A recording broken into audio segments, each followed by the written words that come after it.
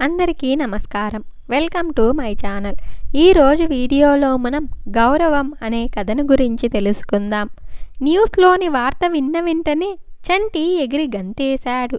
హమ్మయ్య అని ప్రశాంతంగా ఊపిరి పీల్చుకున్నాడు.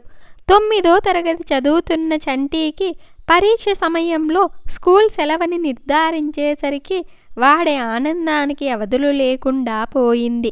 గంతులు వేసుకుంటూ వంటింట్లోకి వెళ్ళి, అమ్మ ఈరోజు నాకు బిర్యానీ కావాలని ఆర్డర్ వేశాడు.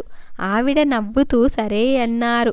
మీరు సిస్టమ్స్ ఇంటికి తీసుకెళ్ళండి, మీకు కావాల్సిన ఇంటర్నెట్ మేం ప్రొవైడ్ చేస్తాం. జాగ్రత్తగా ఇంట్లోంచే పని చేయండి. Be safe, take care. Employees అందరినీ ఉద్దేశించి కంపెనీ CEO ప్రకటించారు. అందరి మొహాలు వెలిగిపోయింది. కొత్తగా వచ్చిన కరోనా వైరస్ వల్ల ప్రతి వాళ్ళు ఆఫీస్కి వచ్చి పని చేయాలంటే భయపడుతున్నారు. వర్క్ ఫ్రమ్ హోమ్ అని యాజమాన్యం చెప్పేసరికి అందరూ రిలాక్స్ అయ్యారు. ఆఫీస్లోంచి అందరూ వాళ్ళ సిస్టమ్స్ తీసుకొని బయటపడుతున్నారు. సురేష్ కూడా సిస్టమ్ ప్యాక్ చేసుకుని లాకర్లోంచి లంచ్ బాక్స్ సెల్ ఫోన్ తీసుకున్నాడు. సైలెంట్లో ఉన్న ఫోన్ చెక్ చేసుకున్నాడు. కూతురు స్వాతి నుండి 3 మిస్డ్ కాల్స్ కనబడింది. వెంటనే కూతురుకి కాల్ చేశాడు. నా వీడియో చూసే ముందు ఒక లైక్ చేసి స్టోరీ చివరి వరకు చూసి ఎలా ఉందో కామెంట్ చేయండి. మీరు చేసే ఒక లైక్, ఒక కామెంట్ వల్ల మరిన్ని ఇంట్రెస్టింగ్ వీడియోస్ చెయ్యాలనిపిస్తుంది. స్వాతి బ్యాగులన్నీ బస్సు వెనకాల ఎక్కించి హ్యాండ్ బ్యాగ్తో బస్సు ఎక్కేసింది. ఏసీ బస్సు మొత్తం నిండిపోయింది. హైదరాబాద్ నుండి బయలుదేరి రేపటికల్లా వైజాగ్ చేరుకుంటుంది. బస్సు మెల్లగా బయలుదేరుతోంది. బయట కనిపిస్తున్న చిన్న వినాయకుడి విగ్రహానికి దండం పెట్టుకుంది స్వాతి. కొన్ని క్షణాల్లో ఫోన్ మోగింది. ఫోన్లో నాన్న పేరు చూడగానే ఆమె సంతృప్తిగా నవ్వుకుంది. ఆ నాన్న, ఫోన్ ఎత్తలేదెందుకు? ఓ మీటింగా? సర్లే, నేను బస్సు ఎక్కేశాను, రేపొద్దున వచ్చేస్తాను, జాగ్రత్త, బాయ్ నాన్న. ఫోన్ కట్ చేసి హ్యాండ్ బ్యాగ్లో తను పార్సల్ చేయించుకున్న టిఫిన్ తినేసి కాసేపు సెల్ ఫోన్ చూసుకొని నిద్రలోకి జారుకుంది. అక్క వచ్చేసిందని ఉత్సాహంగా స్వాతిని వెళ్ళి చుట్టుకున్నాడు చంటి. సురేష్ కూతురు దగ్గర ఉన్న బ్యాగులు తీసుకుని పక్కన పెడుతూ, లక్ష్మి, స్వాతి వచ్చింది, మరి తనకి నచ్చినవన్నీ రెడీగా ఉన్నాయా అని కేకేశాడు. ముందు తనని రిఫ్రెష్ అవ్వనివ్వండి, అందరం కలిసి బ్రేక్ఫాస్ట్ చేద్దాం, వంటింట్లోంచి జవాబిచ్చింది లక్ష్మి. స్వాతి రిఫ్రెష్ అయ్యాక అందరూ కలిసి ఆ రోజు కబుర్లు చెప్పుకుంటూ హాయిగా గడిపారు. ఆ మరుసటి రోజు నుండి లాక్డౌన్ ప్రకటించారు. అమ్మ, నేను మంచి నీళ్ళు అడిగాను, ఏం చేస్తున్నావు? వినపడలేదా? పబ్జీ ఆడుతూ చిరాకు పడ్డాడు చంటి. నేను లేనప్పుడు నా రూమ్ ఎందుకు సర్దావమ్మా? మొత్తం అన్నీ వెతుక్కోవాల్సొస్తోంది, మండిపడింది స్వాతి. లక్ష్మి, పిల్లలు పిలుస్తూ ఉంటే ఏంటి బదులు చెప్పవు? ఏం చేస్తున్నావసలు? కోపంగా అరిచాడు సురేష్. తను ఏం బదులు చెప్పకపోవటంతో తనని వెతుక్కుంటూ వంటింట్లోకి వెళ్ళాడు. ఆమె అక్కడ లేదు. నాన్న, అమ్మ బెడ్రూమ్లో ఉంది, నీరసంగా పడుకుంది అంటూ పిల్లలు పిలిచారు. సురేష్ బెడ్రూమ్కి వెళ్ళి చూసేసరికి పిల్లలు అమ్మ పక్కన కూర్చొని ఉన్నారు. ఏంటి ఇప్పుడు పడుకున్నావు? చిరాకు పడుతూ అడిగాడు సురేష్. అమ్మకి ఈరోజు ఓపిక లేదట నాన్న, రెస్ట్ తీసుకుంటుందట, చంటి బదులిచ్చాడు. కాస్త ఓపిక తెచ్చుకొని ఏదో సింపుల్గా చెయ్యలేవా? లేదండి, బాడీ పెయిన్గా ఉంది, ఈరోజు మీరే కాస్త మేనేజ్ చేసుకోండి. అబ్బా, వర్క్ అంతా చాలా ఉంది, నువ్విప్పుడు చెప్తే ఎలా?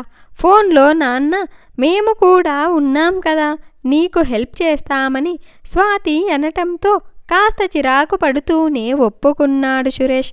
ఇక ఆ రోజు అందరూ కలిసి వంట చేసుకోవటం, గిన్నెలు తోమటం, బట్టలు ఉతికి ఆరేయటం, ఇంటి పని మొత్తం షేర్ చేసుకొని చేసినప్పటికీ అలవాటు లేని పనుల వల్ల ముగ్గురు ఆ రోజు నీరసంగా పడుకొనుండిపోయారు. మరునాడు కొంచెం ఆలస్యంగా నిద్రలేచాడు సురేష్. పక్కన తిరిగి చూస్తే లక్ష్మి పక్కన లేదు. తను లేచేసిందనుకొని హమ్మయ్య అనుకున్నాడు. బద్ధకంగా నడుచుకుంటూ వెళ్ళి బ్రష్ చేసుకుని కాలకృత్యాలు ముగించుకొని కాఫీ అడగటానికి వంటింట్లోకెళ్ళాడు. లక్ష్మి అక్కడ లేదు. పిల్లల గదిలో వెళ్ళి చూశాడు. పిల్లలు నిద్రపోతున్నారు. అక్కడ కనిపించలేదు. బాల్కనీలో వెళ్ళి చూసినా లేదు. సురేష్కి కొంచెం కంగారొచ్చింది. మళ్ళీ ఒకసారి ఇల్లంతా వెతికాడు. కనిపించలేదు. లక్ష్మికి కాల్ చేశాడు. ఫోన్ రింగ్ అవుతుంది.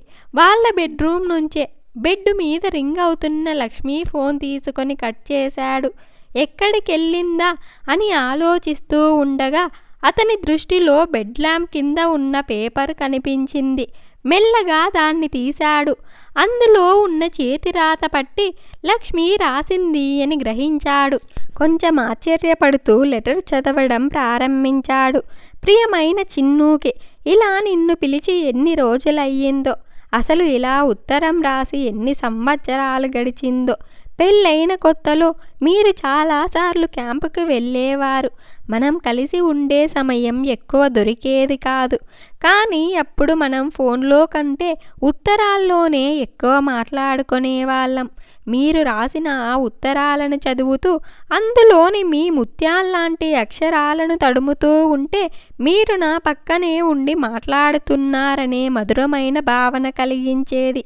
ఆ సమయంలో మనం దూరంగా ఉన్నప్పటికీ ఈ అక్షరాలు మన మనసుల్ని మాత్రం ఒక్కటిగానే ఉంచింది. అప్పుడు మన ఎడబాటు కూడా వలపబాటుగా అనిపించేది. రోజులు గడిచిన తర్వాత మీకు క్యాంపులకి వెళ్ళే పని తగ్గింది. మనం కలిసి ఉండే సమయం ఎక్కువ దొరికింది. ఇద్దరం చాలా చక్కగా కలిసి అన్నీ చూసుకునేవాళ్ళం, చేసుకునేవాళ్ళం. మనకి పిల్లలు పుట్టి వాళ్ళు పెద్ద అవుతున్న కొద్దీ మన మధ్య మానసిక దూరం ఎక్కువయ్యింది. ఈ ఉరుకుల పరుగుల జీవితంలో మనల్ని మనం మర్చిపోయి కేవలం అవసరం కోసం, బతకడం కోసం జీవిస్తూ ఉంటే జీవితం నిస్తారంగా, నిర్జీవంగా గడిచిపోతోంది. ఇప్పుడు మనం పక్క పక్కనే ఉన్న మన మధ్య మాటలు లేవు. నేను చేసే పనికి గుర్తింపు లేవు. మనం రాసుకునే అక్షరాలు అస్సలు లేవు. ఇన్ని రోజుల తర్వాత ఈ లాక్డౌన్ వల్ల మనమందరం కలిసి ఉంటాం. ముఖ్యంగా మనమిద్దరం ప్రశాంతంగా గడుపుదామనుకున్నా.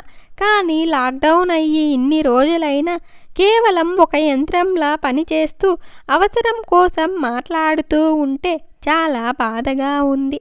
నేను చేస్తున్న పనికి కనీసం గుర్తింపు ఇవ్వకుండా నన్ను పని మనిషి చేసే మనిషిలాగా పరిగణిస్తున్నప్పుడు చాలా కోపం కూడా వచ్చింది.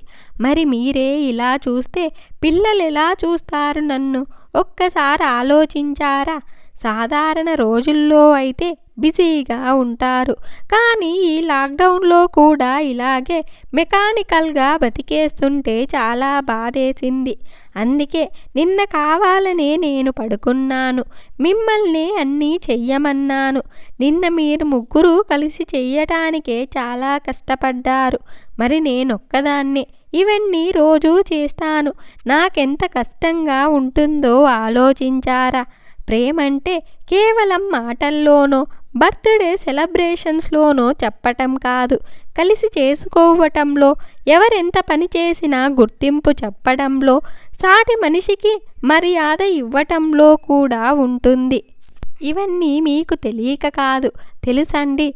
కాకపోతే నన్ను గ్రాంటెడ్గా తీసుకొని పట్టించుకోలేదంతే.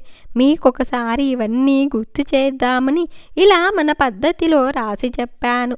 ఈ లాక్డౌన్ నుంచి మళ్ళీ మనం కలిసి చక్కగా ఉండటం, మనల్ని ప్రేమించే వాళ్ళకి, మనకంటే చిన్న వాళ్ళకి కూడా మర్యాద ఇవ్వటం, ఏ చిన్న మంచి పని చేసినా కూడా గుర్తించడం చేద్దాం. ఒక విధంగా ఈ లాక్డౌన్కి కూడా థ్యాంక్స్ చెప్పాలి. నా మనసులో ఎప్పటి నుండో నలుగుతున్న ఆలోచనల్ని బయట పెట్టగలిగే అవకాశం సమయం ఇచ్చింది. మీరు నేను చెప్పింది అర్థం చేసుకుంటారని ఆశిస్తూ ఎప్పటికీ మిమ్మల్ని ప్రేమించే మీ చిన్ను. ఉత్తరం చదివి పూర్తి చేసేసరికి సురేష్ కళ్ళల్లో నీళ్లు తిరిగింది. క్షణం పాటు అలా స్థాణువులా నిల్చొనుండిపోయాడు. కొంతసేపటికి తేరుకొని హాల్లోకొచ్చాడు. అప్పుడు లక్ష్మి నవ్వుతూ కనిపించింది. అమాంతం వెళ్ళి హత్తుకున్నాడు. ఐయామ్ సారీ, నిజంగా సారీ, ఇక ఎప్పుడు ఇలా చెయ్యనని ప్రాధేయపూర్వకంగా అడిగాడు. లక్ష్మి అనునయంగా అతని తల రాస్తూ ఏం పర్లేదు, మీకొకసారి గుర్తు చేద్దామనే ఇలా చేశానంతే, మిమ్మల్ని బాధ పెట్టుంటే సారీ అంది. లక్ష్మికి కొంచెం దూరంలో ఎదురుగా నిల్చున్న స్వాతి వైపు చూసి నవ్వింది. స్వాతి కూడా చిన్నగా కన్ను కొట్టి బొటనవేలు పైకి చూపించింది. తన కూతురు చెప్పిన చిన్న ప్లాన్తో మళ్ళీ తన గౌరవాన్ని, ప్రేమని కూడా దక్కించుకుంది లక్ష్మి. ఇలా వాళ్ళు సుఖంగా సంతోషంగా జీవనం గడపసాగారు. ఇంత మంచి కథను మనకు అందించిన కృష్ణ గారికి ధన్యవాదాలు. ఈ వీడియో కనుక మీకు నచ్చినట్లయితే ఒక లైక్ చేసి స్టోరీ ఎలా ఉందో కామెంట్ చేయండి. నా ఛానల్ ఇంకా సబ్స్క్రైబ్ చేసుకోకపోతే వెంటనే సబ్స్క్రైబ్ చేసుకోండి.